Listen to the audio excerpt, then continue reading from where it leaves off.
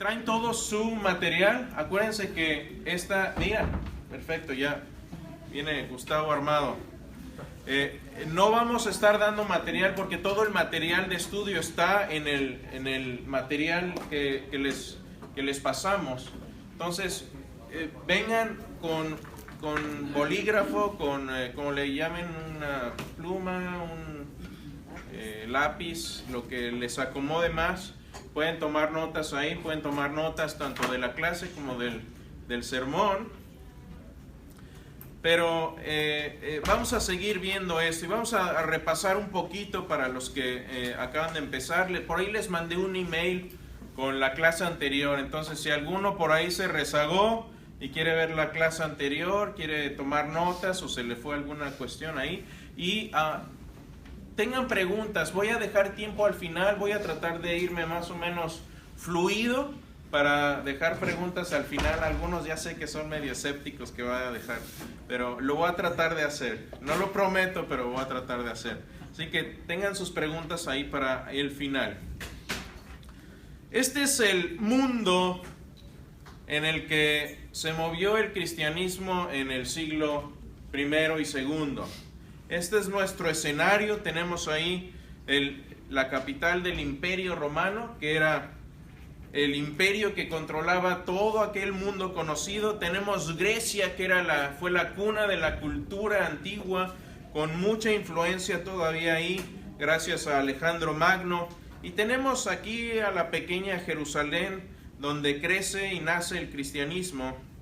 Y estamos aquí en esta región de Turquía, que en aquel tiempo era la región de Asia Menor, si le hacemos un zoom a esa zona. Y tenemos por aquí varias ciudades importantes. Una de ellas es Éfeso, de la que vamos a hablar más tarde en el tercer viaje misionero de Pablo. Vemos que él se pasa aproximadamente 3 años ahí, 3 años estuvo en Éfeso. Y decíamos que ahí en Éfeso conoció a una persona, y esta persona se va a Colosas y funda la iglesia de Colosas. ¿Cómo se llamó? Epafras, ¿sí? Entonces, Epafras es el fundador de la iglesia de Colosas, y cuando Pablo escribe su carta a los colosenses, nos damos cuenta que no los conocía en persona. Les decía, hey, he escuchado, Epafras es uno de ustedes, él les ha enseñado. Entonces él le da el crédito a Epafras. Pero seguramente Epafras conoció a Pablo en Éfeso y lo mandó como misionero a Colosas, porque en la carta misma dice, Epafras es uno de ustedes. Y esta zona en la que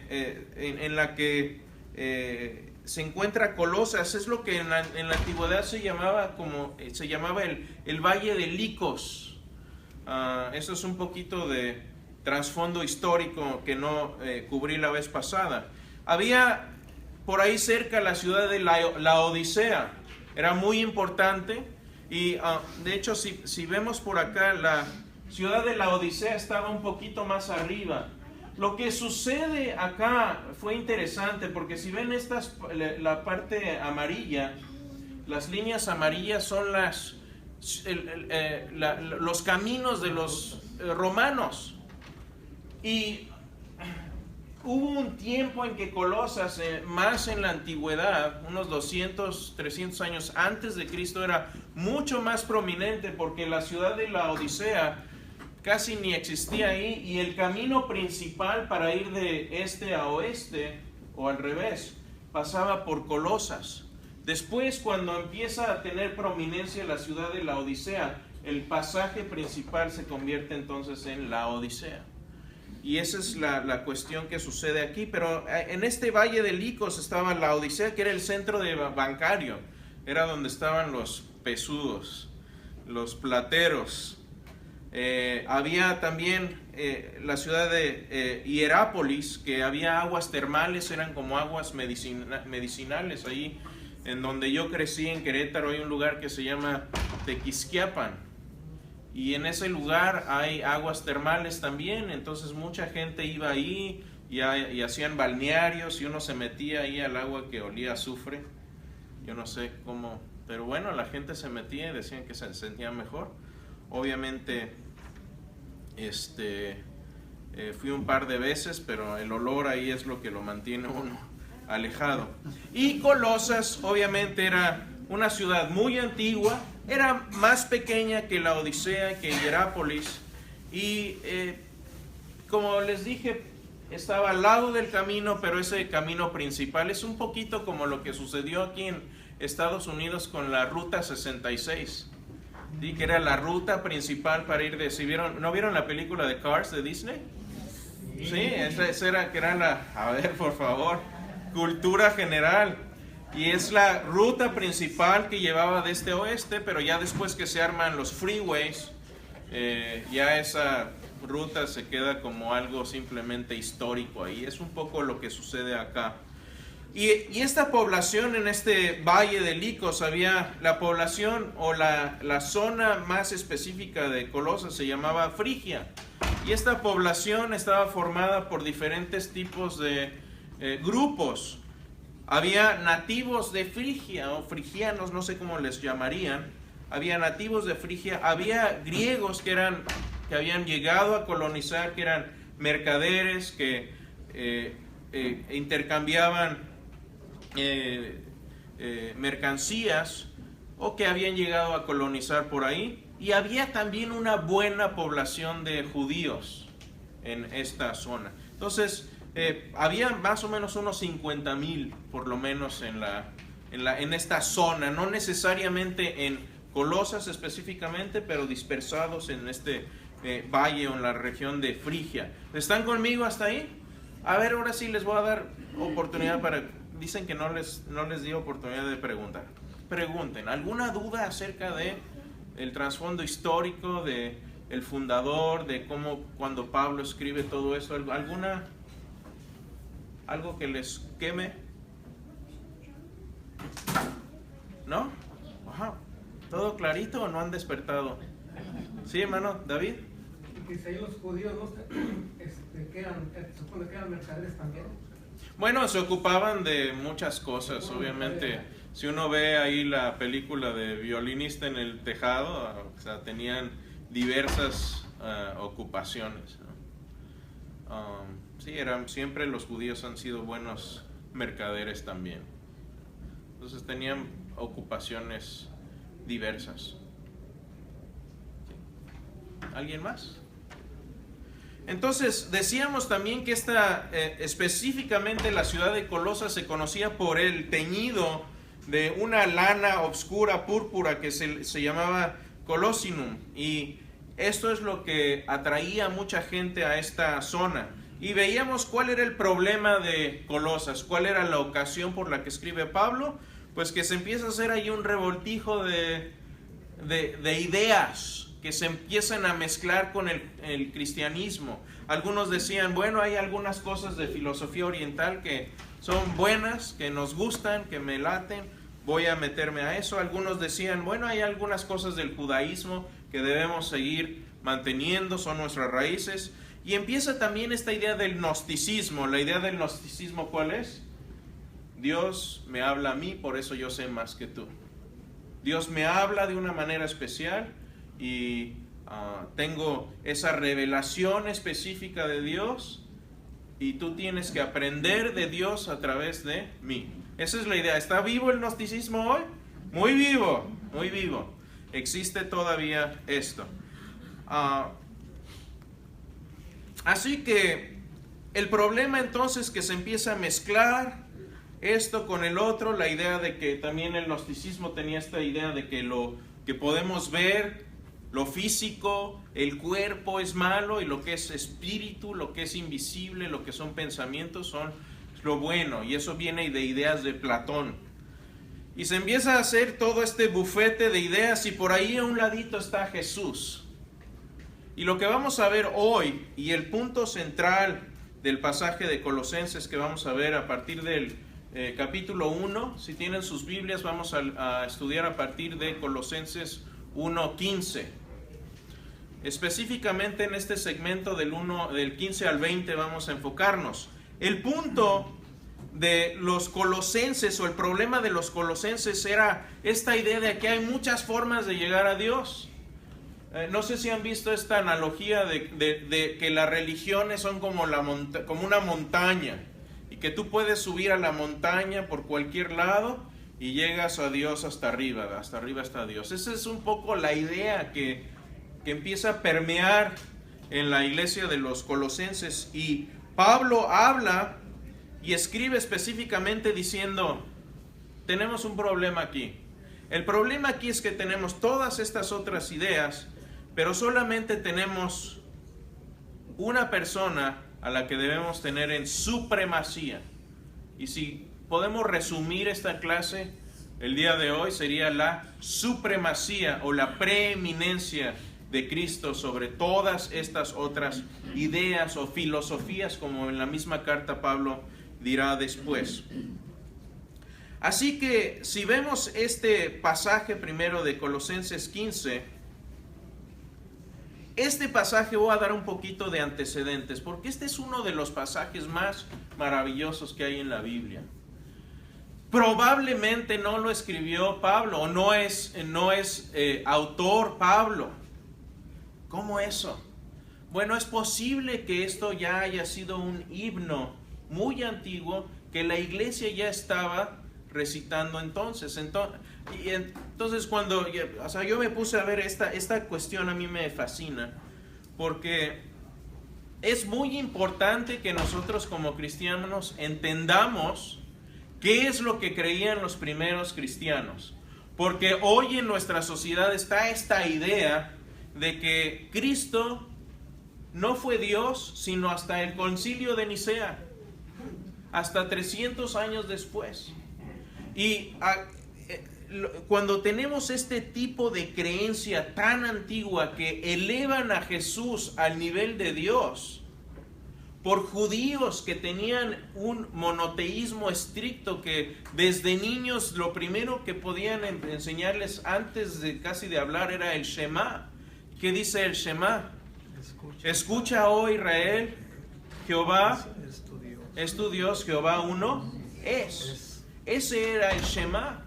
Es uno, es un Dios. Y estos hombres elevaron a Jesús al nivel de Dios. Pablo, siendo judío, fariseo de fariseos, dijo: no, el lugar que merece Jesús es a la diestra del Padre.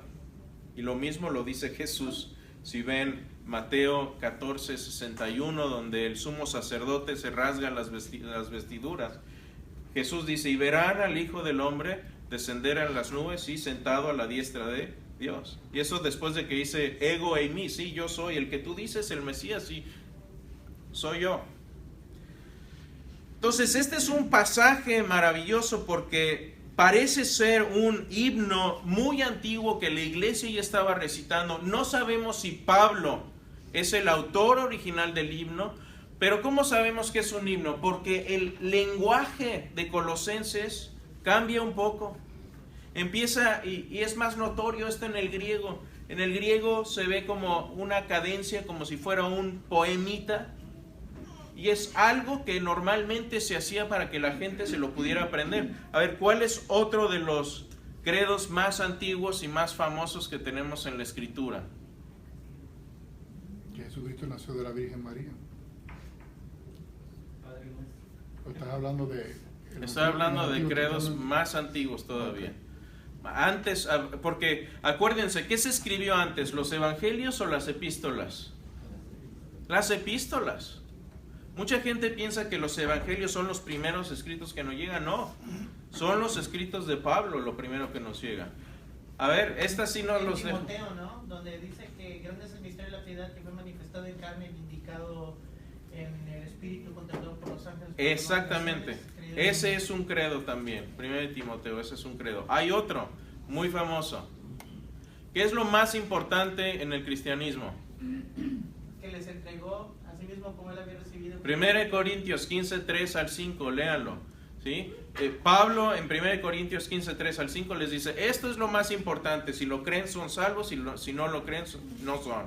Que Cristo nació, murió resucitó, se apareció a 500, se apareció a los 12, se apareció a su hermano Santiago y luego me apareció a mí. Ese es un credo, porque era algo que tenía una cadencia, un poemita, era algo fácil de aprender y fácil de entender. Esto es algo similar, así que sin más preámbulo, veamos lo que dice.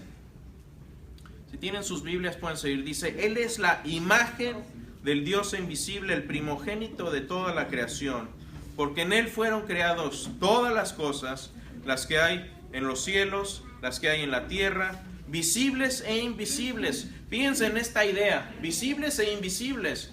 Dios no es un Dios gnóstico que dice que lo visible es malo, no, Él lo creó y era bueno.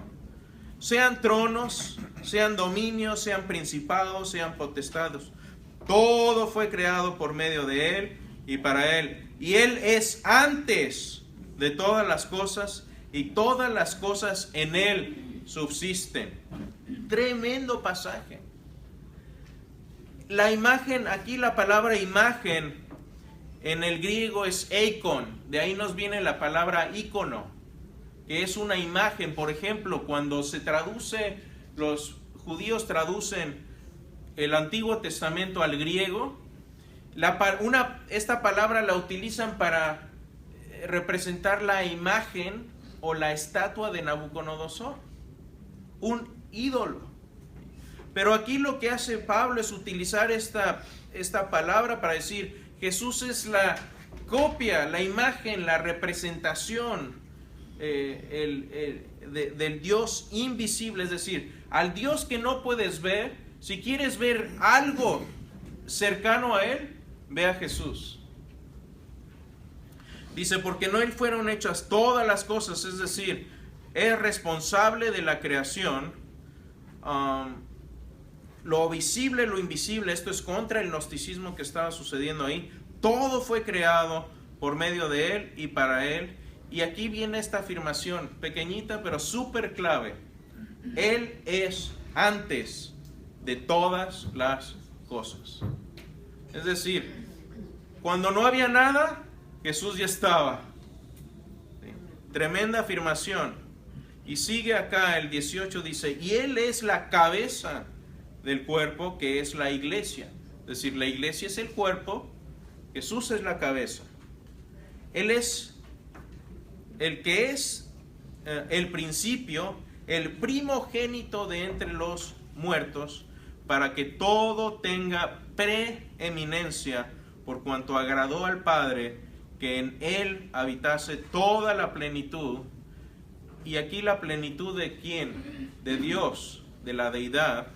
Y por medio de Él reconciliar consigo todas las cosas, así las que están en la tierra como las que están en los cielos, haciendo la paz mediante la sangre de su cruz.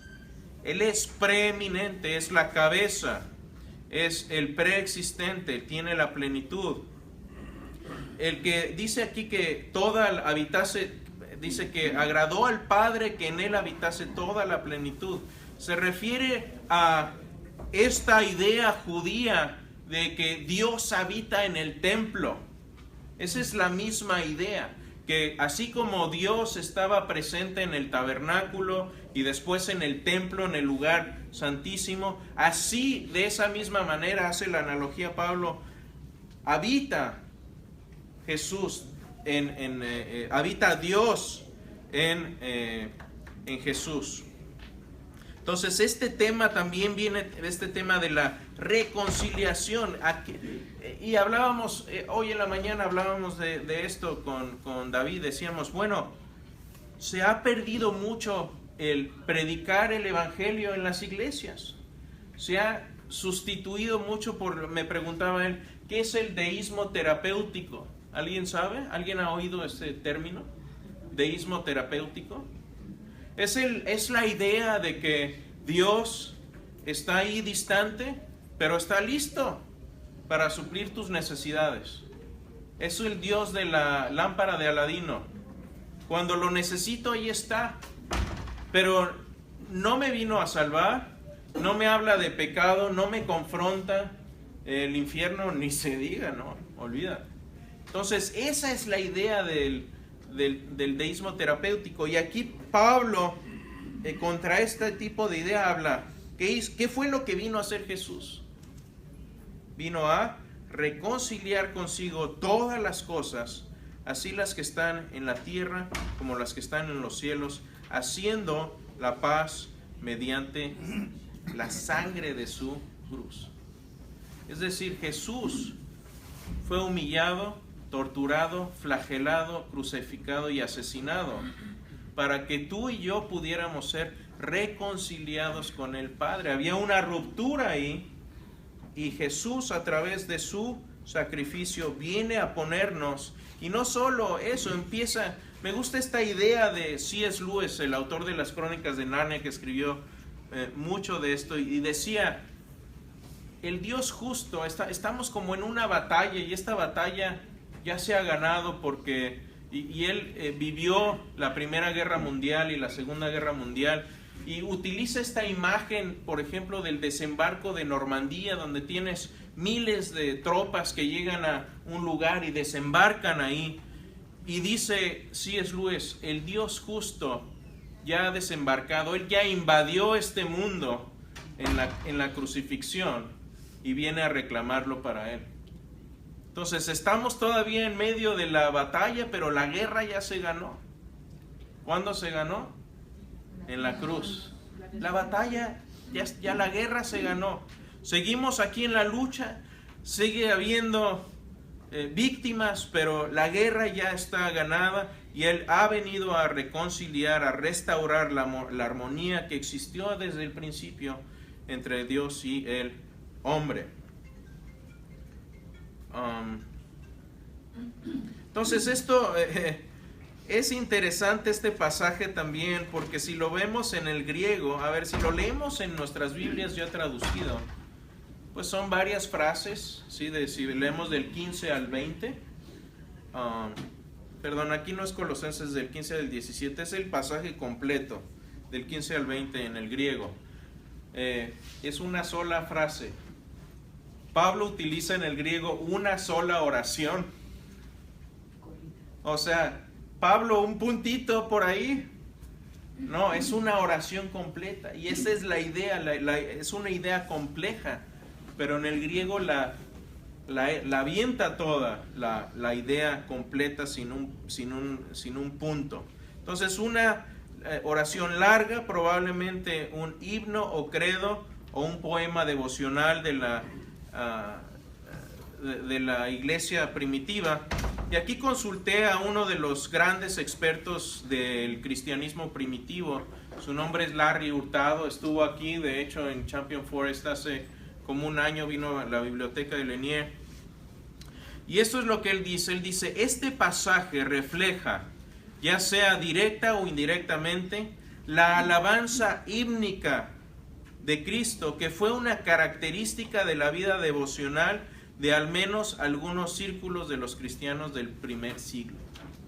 Entonces, ya desde el primer siglo, o sea, la deidad de Cristo no fue como Dan Brown lo dice en el Código Da Vinci, que se inventaron la deidad de Cristo después en el concilio de Nicea en el año 425. No, fue algo que ya los primeros cristianos tenían metido en su ADN al tratar a Jesús de esta forma. Otro comentario de Douglas Moo, que es un comentarista muy bueno también de Colosenses, dice, la explicación más común para esta distinción sintáctica es que Pablo cita aquí material tradicional, un himno o confesión acerca de Cristo. Entonces muchos estudiosos están de acuerdo de que esto posiblemente no es material de Pablo, o no todo es material de Pablo, pero lo que sí están prácticamente convencidos muchos de ellos es que esto era un himno muy, muy antiguo. ¿Pregunta acerca de esto? De lo que acabamos de ver. Un pasaje tremendamente importante para la deidad de Cristo, muy antiguo. Por cierto, veíamos cuándo más o menos se escribió la carta a los Colosenses. Entre el 57 y el 61 más o menos, no sabemos exactamente cuándo. Cris, pero entonces, ¿cómo es de que se dan cuenta de que este es un himno? ¿Hay manuscritos escritos anteriores a esta carta? No es basado en evidencia de manuscritos, es basado en el tipo de escritura, ¿sí? Lo que dice aquí Douglas Moo dice, la explicación más común para esta distinción sintáctica, es decir, el lenguaje cambia, la sintaxis cambia, el tono cambia, el uso de las palabras cambia. Es lo mismo que vemos en 1 Corintios 15. Por ejemplo, en 1 Corintios 15 vemos que el lenguaje se hace más hebreo, ¿sí? A Pedro no se le llama Pedro, se le llama Simón o Cefas. Entonces hay este cambio, como que estás leyendo un escrito con un tono, con una estructura, con un tipo de lenguaje y te lo cambian, ¿sí? Y eso es evidente en el griego. Entonces cada vez que algo pasa y después te cambian algo con rimas. Sí, exactamente. Entonces es más obvio, no necesariamente rima, sino como que tiene un sonsonete. Sí. Es por deducción. Pues por deducción, claro. Y aparte el lenguaje no es paulino también. Entonces dicen, a ver, esto no suena a Pablo. ¿De dónde vino? ¿No? ¿Qué significa eso? ¿Qué significa que utilice palabras distintas? Que utilice un sonsonete, que parezca poémico, que parezca... Y aparte es algo donde se exalta a Cristo también. Entonces todo esto lo ponen junto y dicen, algo está pasando aquí. Pero sabemos las características de los poemas, digamos, claro. en cuanto a nosotros. Sí, tenemos el que mencionó Ediel, o sea, y es que hay muchos en la escritura. Nosotros mismos. Y entonces cuando vemos la escritura de algunos poetas, por decir, estoy leyendo un libro y de repente me encuentro con unas estrofas características de los poemas, yo digo, esto es un poema. Sí, es como si estuvieras... Sí, es como si estás estás leyendo un escrito de prosa y de repente entra ahí un lenguaje medio poético. Sí, dices, bueno, esto es diferente, ¿no? Entonces tenemos no solo y 1 Corintios 15 o 1 Timoteo, tenemos varios otros más. Filipenses 2 del 6 al 11 es otro. ¿Sí? Es la exaltación de Cristo y que se humilla a sí mismo y deja su trono, etcétera. Ese es otro de los pasajes más importantes y que los cantamos, ¿sí? Tenemos un himno, Él es la imagen del Dios invisible, el primogénito de toda la... Hay un himno acerca de esto. Sí. Entonces, lo que estamos, por lo menos para entender más claro, Pablo escribe directamente en griego. Nunca usó el arameo, nunca estuvo escribiendo en hebreo, simplemente escribía directa, porque tenemos el problema de la traducción. Sí, claro. Y el asunto de los hebreos es que ellos sí escriben mucho y cantaban muchas cosas, porque era la manera de ellos aprender, era la manera de ellos enseñar. Sí. Entonces, que se usaba mucho ese estilo. O sea, pero entonces Pablo no escribe directamente en griego. Escribe en griego, sí, porque era lo que incluso los judíos de aquel tiempo entendían. Sí, entonces, si uno ve lo que ellos estudiaban, relativamente pocos judíos que ya habían sido helenizados, es decir, que habían sido absorbidos dentro de la cultura griega, ellos tenían la Septuaginta, que era la traducción del Antiguo Testamento al griego. Entonces, muchas veces también para entender el Nuevo Testamento nos sirve ir a la Septuaginta en vez de ir directamente al Antiguo Testamento, o ver los dos, porque una cosa que se nos aclara mucho, por ejemplo, la idea de que Jesús nació de una virgen, ¿sí? Entonces la palabra virgen en el hebreo es alma, y alma no es más que una doncella, pero no hay ninguna connotación de virginidad. Pero cuando los judíos del siglo segundo, tercero, primero antes de Cristo, que fueron los que tradujeron la Septuaginta, hacen la traducción de alma, lo traducen como virgen. Y de ahí en adelante... Claro, eso no fueron cristianos, los cristianos no existían en aquel tiempo. Entonces, podemos entender cosas a través de la traducción de las escrituras hebreas al griego, y Pablo no necesitó de valerse del hebreo, lo conocía perfectamente porque estudió con Gamaliel, lo tenía que conocer al dedillo, pero él escribe a una sociedad que ya está helenizada y entenderían mejor. Es como con nuestros hijos, ya uno cuando está aquí 3 generaciones, ya no quieren hablar español, uno batalla para que guarden el español, y es algo similar a lo que sucede. Entonces es que podemos tener cierta... El problema entonces muchas veces viene de la traducción, sea en el tiempo de Pablo, porque ya entonces estamos hablando de que si antes era alma y ahora es virgen, sí, la connotación que nosotros tenemos de ambas cosas es totalmente diferente. Tú me hablas de alma, yo no pienso en una virgen. claro. No, y ese es el punto principal. Aquí la idea es que Pablo escribe en griego, escribe inspiradamente. A ver, no sabemos el origen de este himno, no sé si él le llegó de algún apóstol, como él dice, a ver, porque es muy claro, en 1 Corintios 15, él dice, lo que yo recibí les voy a pasar, y eso es una fórmula rabínica de pasar traducción, pero aquí no usa eso, simplemente lo distinguimos por el tipo de lenguaje y todo eso, pero sabemos que es un himno, ¿sí? Otro de ellos es, como les decía, Filipenses 2, del 5 al 11, este pasaje, 1 Corintios 15, del 3 al 7, todos estos son himnos antiguos, ¿ya? Y tenemos una lista completa de todos ellos. Pero la distinción la hacen bajo la traducción griega, porque si yo lo leo ahorita, realmente no me parece un himno. Es que ahí es donde se pierde a veces en la traducción, por eso estos hombres se queman las pestañas aprendiendo el griego, porque eso es muy evidente cuando uno está leyéndolo en griego, dices, ¿qué pasó aquí? Hay algo distinto, ¿no? Ajá.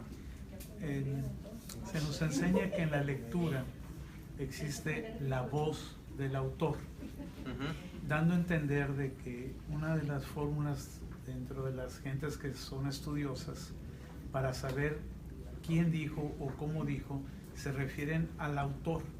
Es decir, si tú hablas de Isaías, sabes que él empieza, por ejemplo, en inglés, Thus says the Lord. Siempre dice, esto así dice el Señor. Así sí. dice el Señor.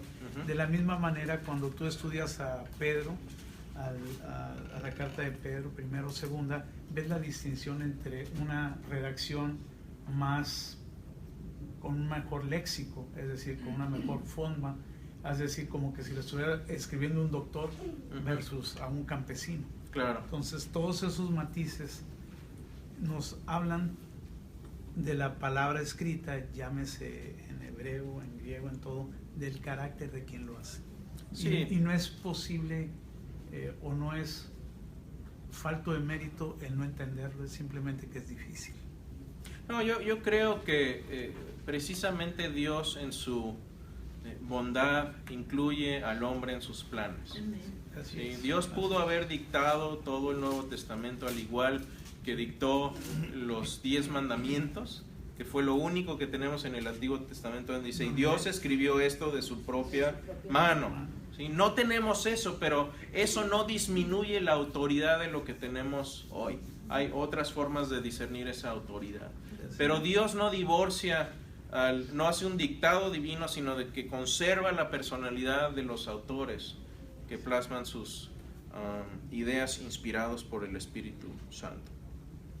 Buena conversación. Entonces tenemos estos comentarios y aquí quiero hacer un poquito una reseña de lo que escribe Pablo en este himno tan importante. Él dice, Él es la imagen del Dios invisible, primogénito de toda la creación, creador de todo, por medio de quien todo fue hecho. ¿Ven el tema? Todo. Eso es un tema recurrente en este pasaje. Todo fue hecho por Él. Es decir, todo lo engloba el supremo, el preeminente, lo más importante aquí es Cristo. Por eso cuidado, si tu evangelio, tus enseñanzas, tus mensajes ya son más pragmáticos que cristocéntricos, ahí cuidado. Y yo no tengo ningún problema en que vayamos a clases donde vamos a tener una conferencia de matrimonios. Necesitamos fortalecer las familias, los matrimonios, todo esto. Pero, prediquemos el evangelio. Eso es lo que estamos haciendo acá. Fue antes que todo. Jesús es preexistente. Mantiene la existencia de todo, es decir, un átomo de hidrógeno y de carbono se mantiene por la providencia del Señor. Así de fácil. Todo existe por Él. Él es la cabeza de la iglesia, Él es el principio, Él es el primogénito de entre los muertos. Aquí primogénito, muchos testigos de Jehová y algunas otras sectas dicen, no, es que es creado. A ver, ¿qué dice ahí? Fue antes que todo. ¿Sí? No es creado, no fue el primer creado. Él es el principio y desde el principio. Él es preeminente. Por cierto, esta idea de primogénito es la idea judía de que la primogenitura, más que basarse o enfocarse en que fue el primero que nació, es el primero en autoridad, es decir, el primogénito tiene doble porción de la herencia, va a ser el patriarca una vez que el patriarca muera, es decir, tiene la preeminencia, y esa es la misma idea aquí, no se refiere a que es un ser creado. Es en quien habita toda la plenitud de la deidad, por medio de quien somos reconciliados. Aquí viene la parte del Evangelio, y finalmente es la imagen del Dios invisible. Entonces tenemos todas estas características en donde el centro es Jesús, se pone en manera preeminente. Cristo es preeminente por sobre todos los demás poderes que hay en la tierra, sean gnósticos, sean principados, etcétera, etcétera, etcétera. Y aquí nuestra pregunta sería, ¿qué es lo más importante para nosotros? ¿Dónde estamos invirtiendo nuestro tiempo, nuestro talento, nuestro dinero? Ahorita vamos a hablar un poquito más de eso. Sí, Carlos. La pregunta es, ahí Pablo está escribiendo, ¿verdad? Sí. Todo de él. Todo esto. ¿Eso está viniendo por revelación de Dios hacia Pablo o porque Pablo lo está escribiendo nada más? No, todo esto es inspirado. Inspirado. Más que revelación, yo diría es inspirado. ¿Cómo le llegó? No sé. Pero Dios se lo hizo llegar por inspiración del Espíritu Santo. Me imagino que algunas por investigación de él mismo, otras por revelación misma, porque son muchos atributos que estaban ahí. Sí. Y la gente dice, wow, ¿de dónde sacó tanta información? O sea, para escribirla. A ver, recordemos que Pablo también tenía una comunicación muy estrecha con el Señor, donde si ves, por ejemplo, cuando va en su segundo viaje misionero, dice, el Espíritu Santo me prohibió ir para allá y venir para acá, y me guió, tuve un sueño. O sea, Dios estaba en estrecha comunicación con él. Ahora, si tú me preguntas, ¿cómo recibió esto Pablo? Sepa la bola. No sé. Honestamente, mi mejor respuesta es no tengo la menor idea. ¿Te puedes reducir hasta cierto punto desde, por ejemplo, todo lo que viene acarreando el Antiguo Testamento, todas las enseñanzas de Gamaliel del Antiguo Testamento, de dónde venía, quién era el Dios eterno, la revelación de Isaías, donde se anunciaba a Jesús, y de ahí, yo creo que de todo, y bueno, lógicamente que inspirado y guiado por el Pablo tenía muy clara la idea de quién era Jesús, y si ven Gálatas 1 y 2, después de que Pablo se convierte y que tiene su encuentro en Damasco, el tipo se tiene que retirar 3 años para repensarlo todo. Yo le pregunté al doctor Gary Habermas, que es un gran erudito en cuanto a Jesús histórico, le pregunté, oiga, Pablo se retira de escena durante 3 años. Estábamos viendo la serie de AD, no sé si la han visto, está en Netflix, está interesante, véanla. AD es de lo que sucedió después en la iglesia primitiva, es un poco hechos, tienen una historia paralela, pero los pasajes bíblicos los conservan bastante bien. Y entonces yo le pregunté al doctor Habermas, ¿a qué se retiró Pablo? ¿Por qué se desapareció 3 años? Y él me dijo, mira, esta es mi especulación, no dice la escritura, pero yo creo que el shock teológico que debió haber sufrido después para conciliar quién era Jesús y conciliar todo con el Antiguo Testamento, tuvo que haberse retirado. A ver, tengo 2 verdades aquí innegables. Soy judío y esto fue revelado por Dios, y Jesús fue resucitado por Dios de entre los muertos, y esto fue lo que enseñó. ¿Cómo concilio todo esto? Y el resumen, la síntesis de esos 3 años, yo creo que es lo que nos llega a través de él en las epístolas, sobre todo Romanos y Gálatas. Entonces, esta es la idea de preeminencia y sigamos con este pasaje. Dice, y a vosotros también que erais en otro tiempo. Aquí ya cambia Pablo de hablar de la preeminencia de Cristo a hablar de nosotros, la iglesia, es decir, la iglesia de Colosas y obviamente a nosotros. Dice, eran también ustedes en otro tiempo extraños. No solo extraños, eran enemigos en vuestra mente haciendo malas obras. Ahora os ha reconciliado en su cuerpo de carne.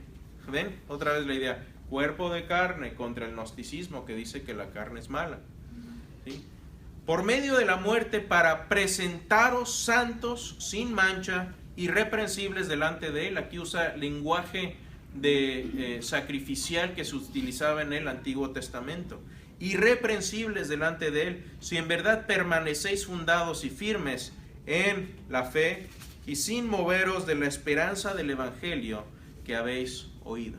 Entonces, esta reconciliación, el fundamento es el Evangelio. Y lo han oído, y esto se predica en toda la creación que está debajo del cielo, del cual yo, Pablo, fui hecho ministro. Entonces aquí hay un punto de inflexión. Entonces Pablo dice, hay un antes y un después. ¿Sí? ¿Han visto esas imágenes de antes y después? Yo por eso no me rasuro. Ese es lo que hace Pablo. ¿Sí? Hay un antes y un después. Antes eran ustedes enemigos y ahora ustedes son reconciliados. Estaban divorciados de la familia de Dios por medio de la sangre de Jesús. Ahora somos adoptados como hijos. Hay un cambio, hay una inflexión, hay un cambio cósmico que nos afecta y nos afecta a través del mensaje del Evangelio. Me gusta lo que dice aquí una teóloga de de Cambridge, se llamó, ya falleció, se llamaba Morna Hooker, y ven aquí en rojo puse varios números. Esos números son números correspondientes a versículos en el capítulo 1, pero ella está haciendo una forma de resumen donde pone estos pasajes unos contra otros. Porque fíjense lo que dice, aquellos, están hablando de nosotros, es decir, aquellos que estuvieron alienados, viene en el versículo 21, son aquellos a quienes ahora se les ha dado una parte de la herencia de los santos de Dios, que viene en el capítulo 2, en el versículo 12. Aquellos que fueron hostiles en mente y malas acciones, otra vez el 21, son aquellos que han sido rescatados del poder de las tinieblas. Versículo 13 viene eso. Y lo pueden hacer, si quieren, les puedo pasar, esto va a estar en la lección en el video. Dice, son aquellos que han sido rescatados del poder de las tinieblas y cuyo llamado es el conocimiento de Dios y toda buena obra. Lo vimos en el versículo 9 y 10. Hablábamos del conocimiento. Aquellos que son reconciliados por medio de la muerte de Cristo, versículo 22, son aquellos que han sido transferidos a su reino, versículo 13. Entonces, como que hay una retrospectiva ahí de lo que hizo Jesús y cómo lo hizo, refiriéndose a los versículos anteriores. Aquellos a quienes ahora presenta como santos, irreprensibles e irreprochables, como dice en el versículo 22, son aquellos que en Él tienen redención y el perdón de pecados. ¿Sí? Casi como que habría que leerlo al revés, esos dos bloques de versículos, pero hay un gancho hacia atrás y esta teóloga nos lo hace notar muy claramente ahí. Colosenses 24-26 dice, ahora me gozo, ¿sí? Ahora hay otro cambio aquí. Primero habló de Cristo, después habla de nosotros y después hace una reflexión, cambia de hablar de Cristo, después de hablar en segunda persona, empieza a hablar ahora en primera persona. Y dice, ahora yo me gozo en lo que padezco por vosotros. Entonces hace una alusión a su sufrimiento.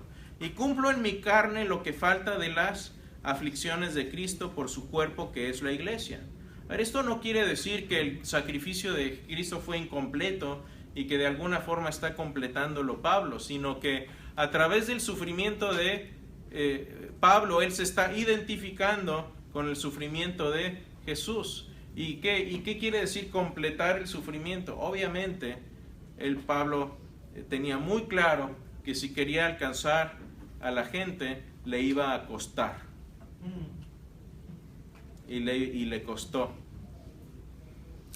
De la cual fui hecho ministro según la administración de Dios que me fue dada para con vosotros, para que anuncie cumplidamente la palabra de Dios, el ministerio que había estado oculto desde los siglos y edades, pero que ahora ha sido manifestado a sus santos. Entonces el foco de este pasaje es el ministerio de Pablo y el ministerio, sí, ministerio.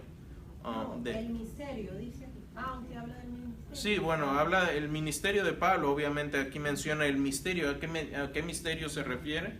A que el evangelio ahora ha sido revelado. Y de nuevo aquí pone otra vez, dice, a quienes Dios quiso dar a conocer las riquezas de la gloria de este misterio entre los gentiles. Es decir, ahora esta bendición que estaba enfocada nada más al pueblo judío, ahora a través del ministerio de Pablo ha sido revelada también para los gentiles, es decir, los no judíos. ¿Qué es este misterio? Que es Cristo en vosotros la esperanza de gloria, a quienes anunciamos, amonestando a todo hombre y enseñando a todo hombre en toda sabiduría, a fin de que presentar perfecto en Cristo Jesús a todo hombre, para lo cual también trabajo, luchando según la potencia de Él, el cual actúa poderosamente en mí. ¿Podríamos decir algo similar? Dios está trabajando poderosamente en mí. Pablo, qué presumido. Sus acciones. Dejémoslo ahí. Así que, ¿qué quiere decir que Jesús es preeminente? ¿Qué es lo más importante? Y aquí es donde yo me he visto confrontado con este texto, porque les decía y les preguntaba, ¿qué es lo que te rompe el corazón? ¿Qué es lo más importante para ti? Ve a dónde se fíjate, ve a dónde se va tu tiempo, tu dinero y tu talento, y eso es lo más importante para ti. Eso es lo preeminente para ti. Y Pablo aquí está diciéndonos y nos está retando, está diciendo, lo más importante para ti debe ser la preeminencia de Cristo. El evangelio es lo más importante. Así que, ¿qué es lo que nos rompe el corazón y dónde estamos metiendo nuestro dinero, nuestro tiempo y nuestro talento? Pablo dijo, ¿sabes qué? Yo voy a invertir esto que Dios me dio a su servicio para que exista este efecto multiplicador de Jesús a los 12 y Pablo, de Pablo a Epafras, Timoteo, Silas, Tito, Bernabé y otros tantos que fueron sus allegados, Lucas.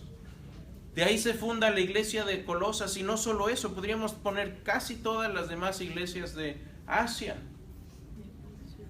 Pablo dijo, Cristo es preeminente en mi vida y por eso voy a invertir todo lo que tengo a esta causa. ¿Por qué? Porque él sabía que el morir es ganancia y el vivir es Cristo. Me he puesto la tarea, decía, de predicar a Cristo y Cristo crucificado. Si no estoy hablando de esto, estoy perdiendo mi tiempo. Y este es el efecto multiplicador del que hablábamos. ¿Cómo nos estamos multiplicando? ¿Nos estamos multiplicando o no? Yo estoy espantado. Hay una página de internet que se llama The Clergy Project. ¿Saben qué es este lugar? Es un lugar para donde los pastores que han abandonado el cristianismo y se han hecho ateos puedan ir anónimamente a hablar con otros pastores que también se han hecho ateos y puedan hablar y desahogarse, pero estos hombres siguen en el púlpito secretamente en las iglesias porque es lo único que saben hacer, es de lo que viven. The Clergy Project. Esas cosas a mí me rompen el corazón. Me rompe el corazón que decimos, uy, sí, creció la iglesia, pero, a ver, nuestra iglesia está creciendo, pero alrededor del mundo el cristianismo va en declive y donde va aumentando chueco, porque se ha infiltrado en toda Latinoamérica ya el evangelio de la prosperidad. Estamos buscando un evangelio que nos beneficie a nosotros en vez de buscar un evangelio basado en la preeminencia de Cristo, en la salvación y en la vida eterna. Es que es más fácil escuchar eso. Pero Pablo dice, ¿sabes qué? Si esto es importante para ti, te va a costar. Pero ¿sabes qué? Tienes una recompensa eterna. Va a haber una de dos cosas. Vas a llegar a la presencia de Dios y te va a decir, bienvenido, bien hecho, siervo fiel. Ven y entra al gozo de tu Señor. 4, y aquí está tu corona, por cierto, la corona que le vas a tirar a los pies al Cordero. O vas a llegar y decir, ¿saben qué? Ahí están los barriles porque no tienen ni qué ponerse. Con una mano delante y otra atrás. Entre al cielo, pero así como que de panzazo. Yo quiero entrar y escuchar la voz del Señor que diga, bien hecho, siervo fiel, entra al gozo de tu seno. No sé ustedes, pero ¿saben qué? Cuesta, nos va a costar. Pero no hay problema, porque ¿qué? Dice aquí, Jesús es la imagen del Dios invisible. Y quiero citar aquí algo que escribió Mark Lanier acerca de esto. Él dice, a veces nos cuesta entender la naturaleza de Cristo y cómo pudo Cristo ser completamente Dios y aún completamente humano. ¿Cómo puede Cristo ser distinto de Dios el Padre y sin embargo Dios sigue siendo uno? Los cristianos no somos politeístas. En Colosenses hay una serie de este tipo de afirmaciones. En Jesús vemos a Dios. Vemos a Dios completamente y Jesús no es parte de Dios, ni es parte, ni parte de Dios mora en Jesús. Jesús, en Él habita la plenitud de Dios. Este es el Jesús que reside en nuestros corazones y lo hemos aceptado, que ha puesto su sello en nuestras almas por la eternidad. Jesús es el que nos ha traído a la reconciliación con Dios. Dios mismo está trabajando en nuestros corazones al igual que Jesús está trabajando. Es posible que no lo entendamos por completo, pero eso no lo hace menos cierto. Entonces gocémonos, amigos, hermanos, gocémonos en esta verdad que Jesús es preeminente. Pongámoslo en preeminencia y no solo lo tengamos acá, sino que lo bajemos a los pies y caminemos en esa verdad, con la conciencia de que si estamos haciendo las cosas bien, nos debe costar. Si nuestro cristianismo va facilito, como los trenes japoneses que van elevaditos en magnetos, algo anda mal, nos debe de costar.